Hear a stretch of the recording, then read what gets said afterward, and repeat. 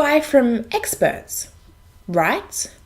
They buy from someone who really knows what they're talking about, an expert in their field, don't they?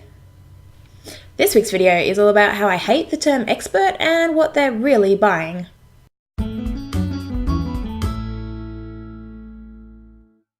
Hi, I'm Sam Nordberg. Welcome to this week's mini training, and this week we're talking about the word expert, which is honestly a word that I hate. I can't stand it. Part of the reason is because I don't think of myself as an expert in any way, shape or form. I am always learning, I always have lots more to learn, and I am definitely not an expert. Sure, I know some stuff. I've had years of experience building courses and teaching in adult education. We write all over on qualifications. I write a myriad of courses, but I'm not an expert because I've still always got so much to learn and there is always room for improvement. The thing is, I think this word expert has this connotation that you're going to know everything and you're going to be perfect and you're the best of the best that there is in the whole wide world, which I don't think is ever possible. So the question is then, when people are buying online courses or face-to-face courses of any sort, do they buy from the expert? And the answer is yes, kinda. Honestly though, they're buying from someone they trust. And that trust is that they trust they're going to get what they've paid for. They trust that you know what you're talking about, and they trust that you're going to deliver the value that you promised. See in the middle there? They trust that you know what you're talking about. They don't necessarily believe you are the expert, as in that you are the only one in the world who knows this, or this you are the best in your field, or that you are the pinnacle of all things this thing. But they trust you know enough to teach them what they need to know, and that's the important thing. So how do we build that trust? Now, I always used to hear that you need to be positioned as the expert, and they would give you lots of things you can do to help you position yourself in that field as someone who knows what they're talking about. And some of those things are great, so we're going to talk about them now. How do you build trust? How do you get known for doing the thing you do? Well, there's a couple of ways you can do it. 1, get featured somewhere. This is where guest blogging, guest videos, guest Q&A on someone else's session were really useful because it shows people that they can trust your knowledge and your experience because you share some of it with them.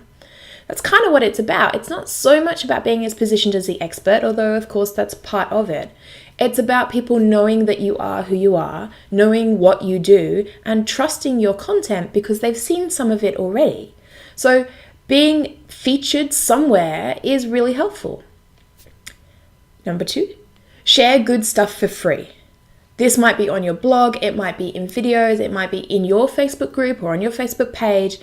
Again, this is the best way to build trust, is to show them that you can be trusted.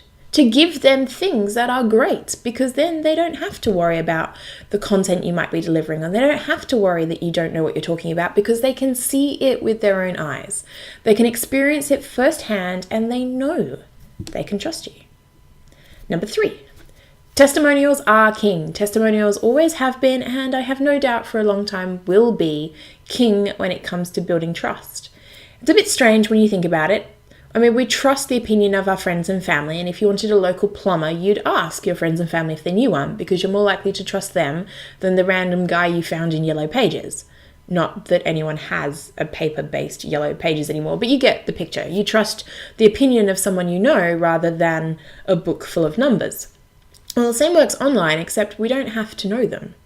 We trust a list of Amazon reviews despite the fact we have no idea who wrote them, and we have no idea if they're true, and we have no idea if the person writing them got paid through Fiverr or something to go and write positive reviews, which happens, but we trust testimonials. And so when we're talking about building trust, instead of being known as the expert, but allowing people to see that you are who you say you are and you know what you say you know, testimonials really are king. Get great testimonials from people who know you, who know your content, who know what you do, who know the kind of value you give. Get them to write about it. Get them to write in their words about what you know, and get them, better still, to video it. I mean, okay, it's hard, a little harder, to believe an Amazon review because you don't really know who they are. On your website, though, when you're sharing testimonials, you can take a picture of your client and share the picture. If you're doing PT or nutrition, you can share before and afters.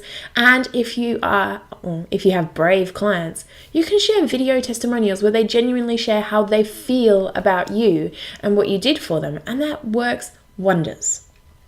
So, should you be known as the expert? Well, yeah, it's debatable. I just don't like the word. But you do need to build trust, and you do need to get known for what you do and be trusted that you can provide it. And there are plenty of ways you can do that. So I want to hear from you down below. First of all, how do you feel about the word expert? Is it just me that doesn't like it? Might be. And secondly, how do you build trust with your audience? How do you get known for that thing you do? Do you use any of the 3 I mentioned? And what are the other ways you do it? Jump down below and tell me everything. And as always, I will see you next week.